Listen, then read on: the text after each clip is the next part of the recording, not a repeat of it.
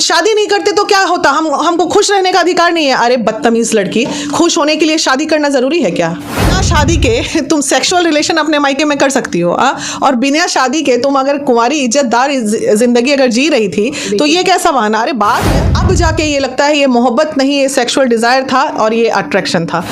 कल तो शादी होगी, चलो ना आज हम लोग सेक्स कर लेते हैं, तो उसी दिन समझ जाना ये लड़का तुमसे कभी शादी नहीं करेगा। इसलिए उनकी हवस मिटाने का सामान तुम लड़कियां मत बनो। जो मोनू है जिसने शादी किया उससे कितना खुश था, ऐसे हो रहा शादी किए तो खुश नहीं रहेंगे।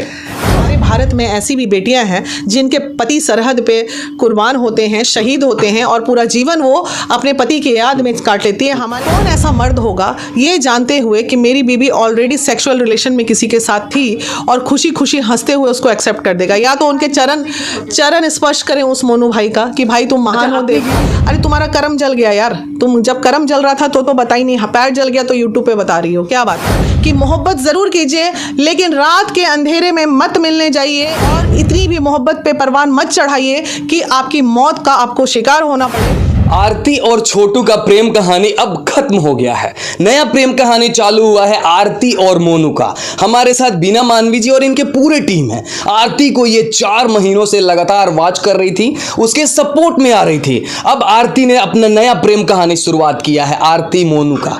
कैसा लग रहा है देख के? क्या ही जवाब दूं इस पे मैं, आप बताओ कैसा लगना चाहिए मुझे? बिल्कुल अच्छा नहीं लग रहा है। वक्त गलत था, शादी होना ही था, आज नहीं तो कल। हमने कभी नहीं कहा था कि आरती को कि तुम शादी नहीं करोगी, घर सेटल नहीं करोगी, हम लोग खुद समझाए थे। लेकिन अभी वक्त गलत था, इस वक्त में उसको शादी नहीं। आरती ने कहा कि वक्त गलत हो या सही हो, सामाजिक दबाव पड़ रहा था। मैं एक लड़की हूं और बिना शादी के किसी के घर में कुंवारी कैसे रहूंगी? बिना शादी के तुम सेक्सुअल रिलेशन अपने मायके में कर सकती हो और बिना शादी के तुम अगर कुंवारी इज्जतदार जिंदगी अगर जी रही थी तो ये कैसा बहाना? अरे बात वो बोलो बाबू, तुम्हारी गलतियों पे हमने पर्दा डाला, तुम्हारा साथ दिया कि चलो बच्चा था, गलती हो गई, लेकिन फिर भी चूंकि एक महिला है, पीड़िता है और एक प्रेमिका है और एक अच्छी वाली प्रेमिका है जिसको देख के लैला मजनू और ये हीर रांझा से कनेक्ट कर रहे थे हम लोग। भाई एक लड़की ने तो इतिहास ही रच दिया इस धरती पे, तो हमारी तो कहीं कोई गलती ही नहीं थी।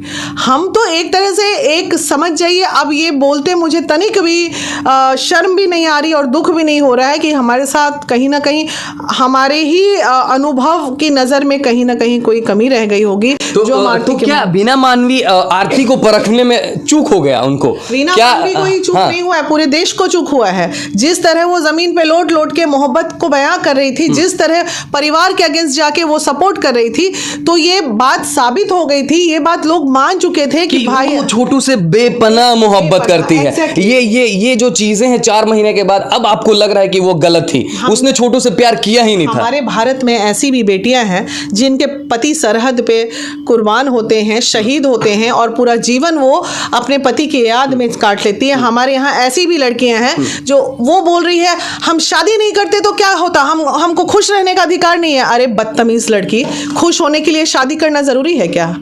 तुम ये जो एग्जाम्पल दे रही हो अब, ये पूरी हम लोगों को शर्मिंदा कर रही हो।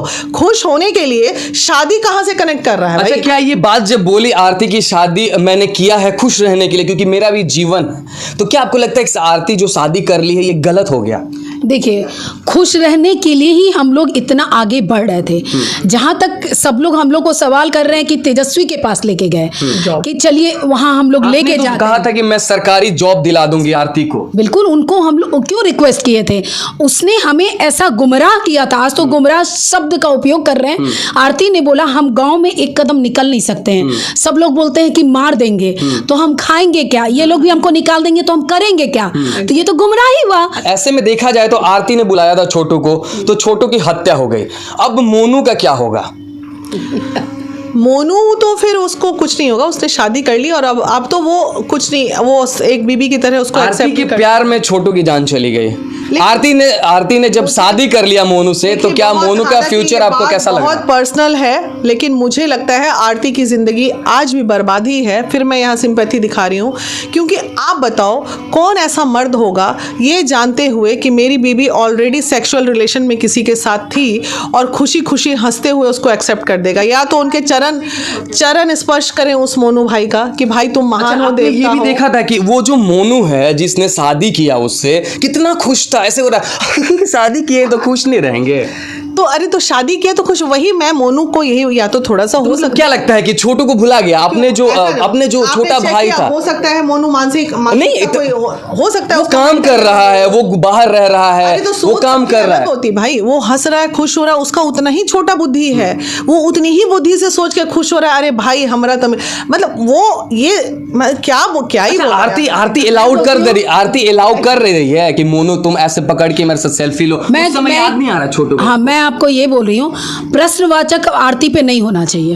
हाँ। क्यों लगा रहे हैं उस पे? बेचारी वो तो कहीं और की है। जब उसका भाई खुश है, माँ बाप खुश है, बहन खुश है, तो आरती फिर दोषी ही नहीं है। आरती तो दूसरे घर की है। जब इस पूरे परिवार में जो गम था, क्यों इंडिया की जो संस्कृति है, भारतीय संस्कृति है, जिसमें कहा जाता है कि संबत जलने के बाद, ये और कुछ नहीं है, ये रीजन होता था। परिवार 1 साल तक सदमे में होता था, इसीलिए वो वक्त लिया जाता था कि इसके बाद ही शादी विवाह होगा या कोई भी शुभ काम होगा, बस ये यही था। लेकिन इससे ये समझ में आता है कि दुनिया बहुत मेटलिस्टिक हो गया है। सब कुछ, जैसे इंसान मरता है ना, उसका सारा रिश्ता मर जाता है, रिश्तों का तो कोई जगह नहीं है। कि आरती ने अपने दिल से निकाल के फेंक दिया छोटू की प्रेम को। बिल्कुल, ये तो यही दर्शा रहा है अभी का एपिसोड, तो यही दर्शा रहा है कि वो छोटू, अगर वो नहीं निकाल के फेंकती तो मोनू को पास से फोटो खींचने नहीं देती, हक करने नहीं देती, ऐसे पकड़ के फोटो नहीं लेने। बहुत कम लोग होते हैं कि वक्त के हिसाब से बदलते हैं और वक्त को अपना के परिस्थितियों के अनुसार अपने आप को ढाल लेते हैं। ऐसे बहुत कम लोग होते हैं, उन्हीं में से हमारी एक आरती भी थी। आपने ये परिस्थिति के अनुसार ढलती चली गई।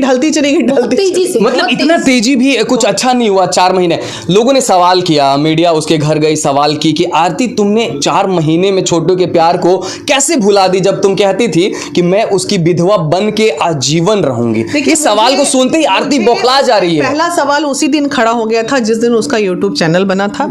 उस वक्त ही हम लोग डिस्कस किए थे कि यार ये क्या कर डाली है, इसको क्या ऐसी पड़ी थी। ठीक है, कोई एक बच्ची आई थी जो उसको बूस्टअप की, लेकिन उसके बाद भी उसको क्या मतलब, वो आईना में मेकअप कर रही थी और वो कर रही थी, देखिए हम भुजिया काट रहे हैं, ये करे दोस्तों, देखिए मेरा पैर जल गया, हाथ जल गया।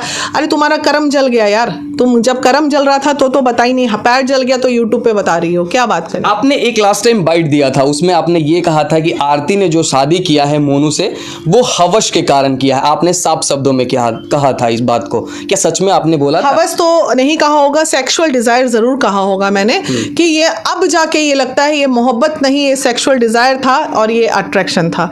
क्योंकि एक एज अट्रैक्शन होता है जिसमें लड़कियों को या लड़कों को कुछ समझ में नहीं आता, लगता है दुनिया ही इतनी है।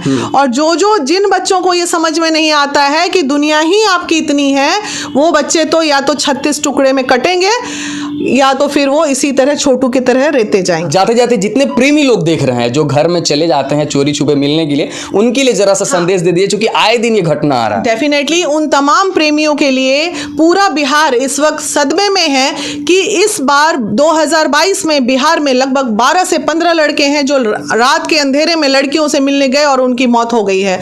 तो उन तमाम बच्चों के लिए जो अभी अफेयर में है और यह होने की कुछ ऐसी संभावना है, सभी बच्चे, पुरुष, मेल पर्सन के लिए, आप लोगों के लिए एक संदेश है कि मोहब्बत जरूर कीजिए, लेकिन रात के अंधेरे में मत मिलने जाइए। ये कहीं ना कहीं कानूनन अपराध भी है।